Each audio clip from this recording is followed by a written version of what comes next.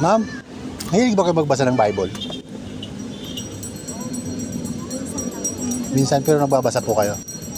Namimigay po ako ng libreng pabango. Isang tanong lang po. Okay, ready na? 10 rason bakit kailangan nating kilalanin si Jesus Christ. Parang siya po yung pwedeng makapagbago sa buhay natin. Sa mga pananaw po natin. Okay, isa. 10 rason po bakit natin dapat kilalanin si Jesus Christ. Dahil nagpakasakit siya para sa mga kasalanan natin. Okay, 2. Sacrifice siya ng Ano pa? Kumpletuhin niyo po yung 10 para libre na po yung pabango. 2 na. Napakarami po yun. 10 lang po ang hinihingi ko. Hanap lang po. Bakit po kailangan Oh.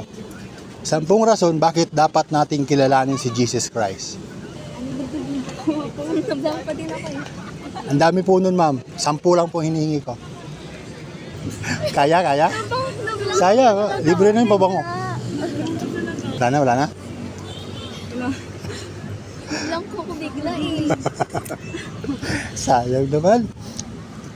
Give up. Sige, salamat sa pag-join. Okay. Ma'am, libre pa ba ma'am para sa isang tanong about Bible? Isang tanong lang. Libre na po to pag nasagot nyo. Gusto mag-try? Okay, thank you. Good afternoon po. Mahilig po ba kayo magbasa ng Bible? Bigyan ako sa ng libreng pabango. Isang tanong po para sa libreng pabango about Bible. 10 rason bakit dapat natin kilalanin si Jesus Christ. Dapat natin kilalanin si Jesus Christ. Kasi Opo. siya yung nag-create sa atin. Okay. 1. Siya din yung may-ari ng buhay natin. 2. Siya din yung nakakapagligtas sa atin. 3. Ay sir, tulungan niyo si ma'am para mabilis. Kilala natin siya, mabubuhay tayo dito sa mundo ng maayos.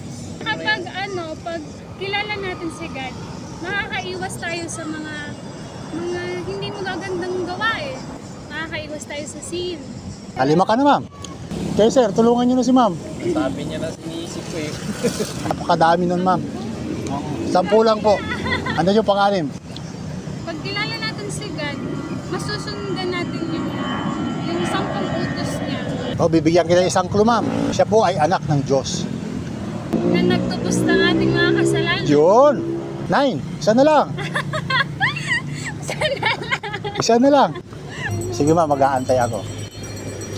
Ako din nag-iisip eh. Walang pumapasok daw sa nasabi mo na kanina lahat. Parang naano tayo doon na bigla. Kilala natin si God, mabubuhay tayo sa mundo na may kapayapaan. Yun! Amen! Eto ma'am, Pinaantay pa natin. 2 to. Pila. Pili ko kayo dito sa 2. It's your words naman. Parehas pala to. Kahit ano na lang kuya dyan. Ha? Kahit ano na lang. Maganda yung ipili kayo para alam ko na gusto mo yung bibigay ko. Di ba? Romans 12:2. Andito po yung kahulugan niya. Ano po to? Bible verse.